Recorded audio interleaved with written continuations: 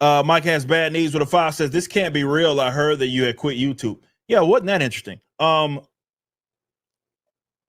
for you guys that may not know, obviously some of you guys in the chat have probably watched my latest video. It's not my latest video anymore, but the video that I dropped not too long ago, basically reiterating what I've been doing for the last year already, but just really explaining the dynamics there and now how I'm not a YouTuber anymore, right?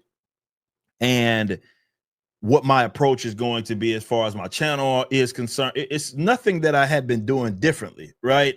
By any means, but I can't even say that it was the title or the thumbnail. Eric July recently came out and said this. You may be wondering, why did some people think Eric July was quitting YouTube? That's mostly because of this video here. We have big aspirations and books don't make themselves. I'll pop in every now and then with some sort of short content, but don't be surprised if even that eventually phases out. It's funny how he pretends to be confused when people said he's quitting. They were just quoting him. He told people he'd only be posting a few short videos and that may stop altogether. In other words, he told the internet that they shouldn't be surprised if he quits. It's become a recent trend for YouTubers to cry about how they're gonna quit. Tim Pool did that just a bit ago, and Shadiversity has done it twice in a year. Usually that gets them hundreds of thousands of views, but just a week after the initial posting, Eric barely got 25,000 views. No one really cared. I'm not sure why Ripa wanted to quit. Could it have something to do with the fact that he recently fell below 500,000 subscribers? I think there's more to it than that. You see, Ripa has been hemorrhaging fans for a while now, and he disappeared for the month of November despite the fact he's a political commentator, and it was a presidential election year. The most lucrative time for any political commentator, especially in an election as consequential as this. He also tried making a new YouTube channel to talk about his business enterprise in an attempt to see if he could grow faster there. But that hasn't taken off either. Ripa made a video on a new channel that perfectly summarizes his demise. Make the content, don't let the content make you.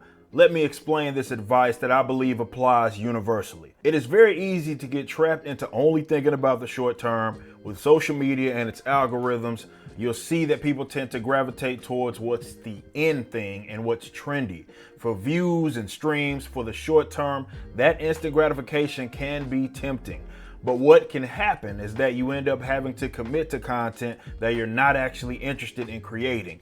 Even if you do successfully ride that wave, the audience you cultivate will be expecting that content, and it can be very difficult to successfully pivot from it. And just like a creator can, they too may only be into it because it's trendy. It's a chance they can become bored of it in the medium to long term. Worse, you can be stuck in the box creating something that you have no passion for or you're uninterested in. It's exhausting to be someone that you're not. If you wonder why some big creators have to take extended breaks frequently, it's because putting on a front for countless hours is tiresome and mentally draining. You see, Ripa exploded with his commentary on Supergirl, which he lambasted for being woke. He garnered over 1 million views. The problem was that Ripa built his channel on cultural and political commentary, but no longer consumed the things he talked about, and built a base of social conservatives, only to build a company with polar opposite values. While his inauthenticity wasn't spotted at first, most of his fans eventually caught wind of it. Of course, there's a lot to this story, and if you're interested in learning about it, I'd recommend watching this first episode of this docuseries that covers his downfall. Thanks for taking the time to watch this video. If you enjoyed it, don't forget to like and subscribe, or... You are a hoe ass